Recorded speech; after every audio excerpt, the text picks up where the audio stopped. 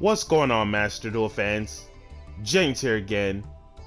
2014 deck profile for you guys from the Duel tryouts. And what better way to showcase it with Harpies? Harpies, when it comes to the course of the new aged 2014 format, I find Harpies to be one of the most surprise factors that no one has ever thought about. Nevertheless, with that being said, deck profile for you guys.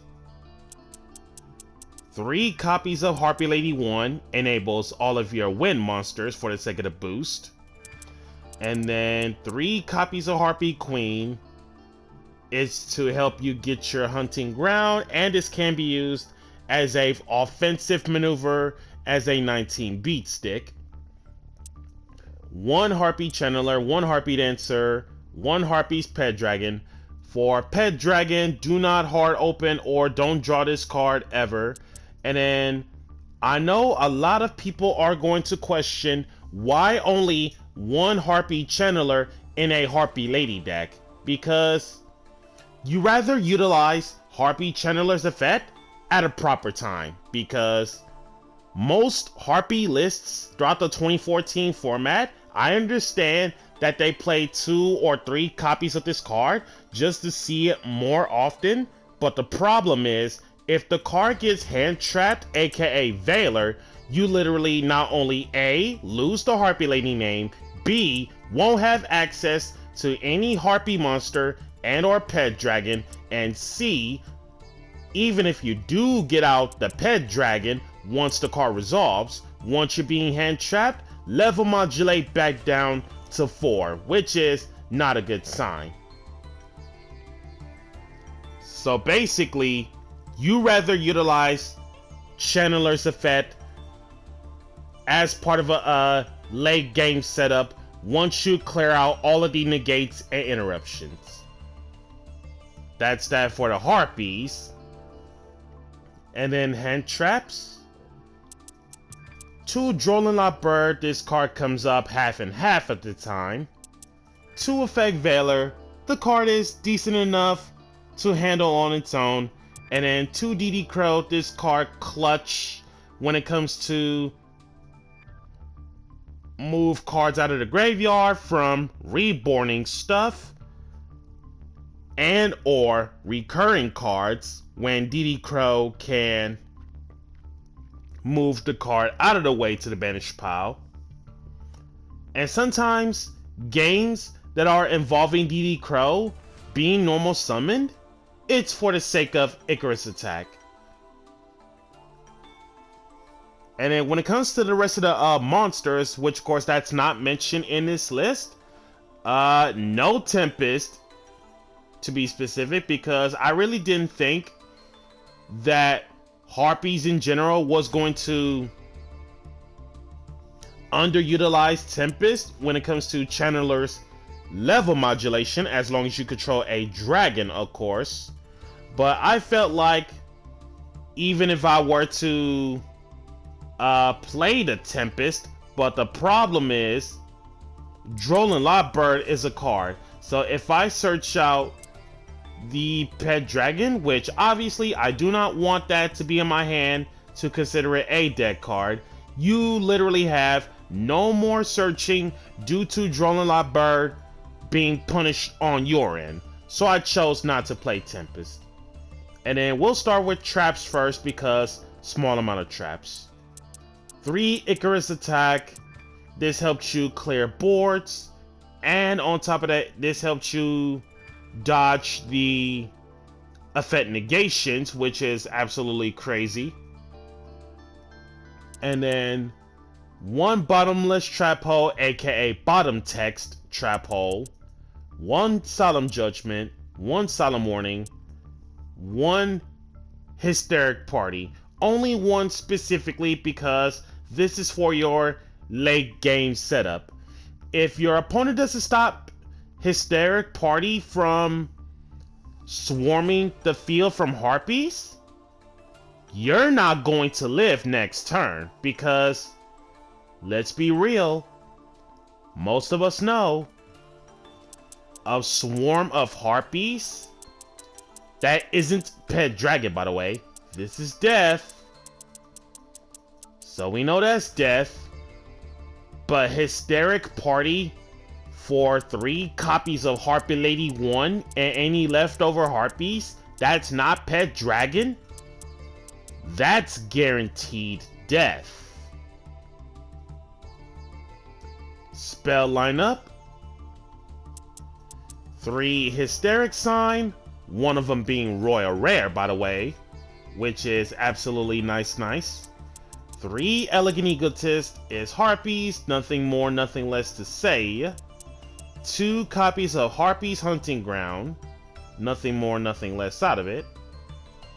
And then as for the rest of the spells, Dark Hole, Mind Control, Monster Reborn, 3 Upstart Goblins, aka Patrick Hobins. Shout out to Patrick Hoban on the Upstart Goblins. 1 Book of Moon. 3 Forbidden Chalice. Chalice comes up 1 times too many versus the Loner Hero and the Loner Dragon Ruler decks 1 times too many. And then extra deck. Starting with the 7s. Big Eye, Gaia Dragon, Mecha Phantom Beast Draco Sack, Master of Blades. So when it comes to the ranked 7s, courtesy of Harpie Channeler, as well as Harpie's Pet Dragon, or if you main that Tempest Dragon Ruler, the Wind Dragon Ruler, because the 2 dragons are 7s and Channeler is also a 7 while you control a dragon monster to be specific. Big Eye comes up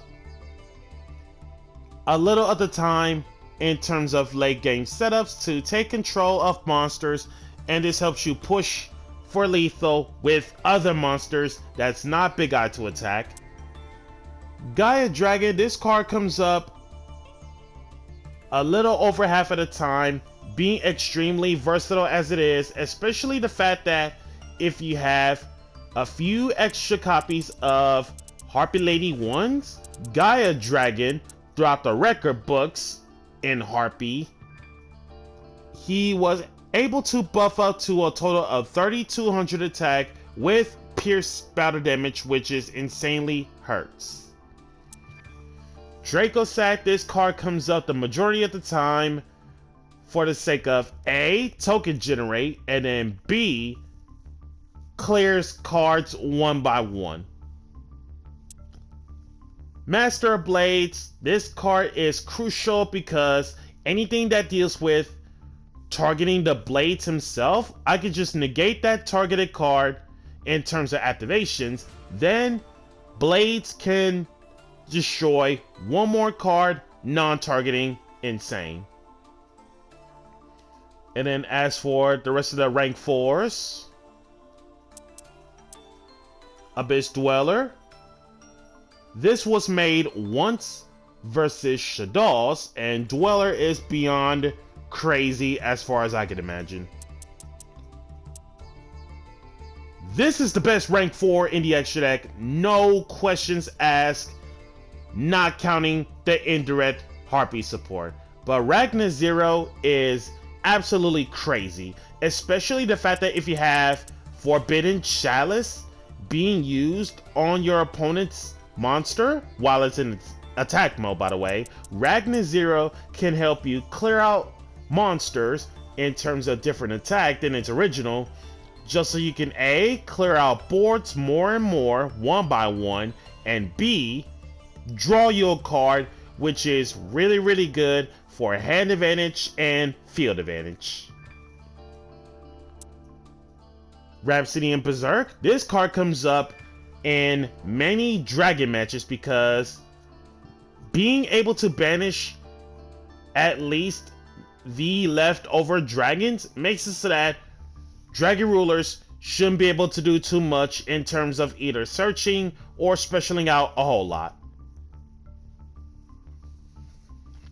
Karen Gorgon is absolutely crazy because aside from rearranging targets, which it normally does do, being a 2450 beat stick in most loner hero matchups, Kergorgan was literally made to out the Dark Law, and Kergorgan did its job. Castell, he's a wing beast, especially the fact that if they have hand traps to stop Castell's effect, like Effect Veiler, or if they try to attempt to negate something like Breakthrough Skill or Forbidden Chalice, you can just chain Icarus attack to make sure that Castell gets its either Book of Moon or Shuffle a Face-Up card going off, guaranteed every time. And then for the ones that are never made, Daigusta Emerald never made it, Black Shippercorn never made it, and then Heartland Draco didn't make this either. So these three extra deck cards, I'm honestly going to consider cutting them, even though they never work the way it's supposed to be. But Heartland Draco, as well as Black Ship of Corn, can be either A, Diamond Dire Wolf, or B, one of the Utopias along with the Utopia Ray. And then for the Daigusto Emerald, constant debate on keeping this card for the sake of the draw power, which is really, really good, but still didn't make it. But either way, Daigusta Emerald is a keep in the extra deck. Also, the fact that he is a wind monster, synergy with the Harpie Lady ones, which is extremely relevant for the boost.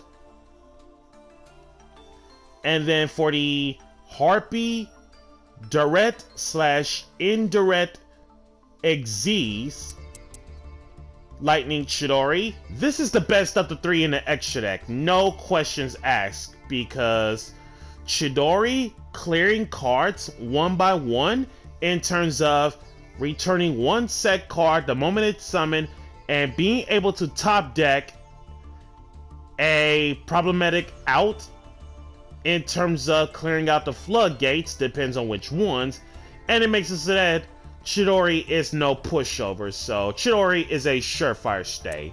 Ice Beast Zerifying this card's crazy because being able to turn off literally every single face-up card that they currently have on the field makes it so that not only A, you're free to play again thanks to Ice Beast, and B, the Zerifying is able to gain all of that much attack in terms of 300 per face-up card everywhere except herself. And it's just to help you deal massive damage. And then Harpie's pet, Phantasmal Dragon, this XZ steals games.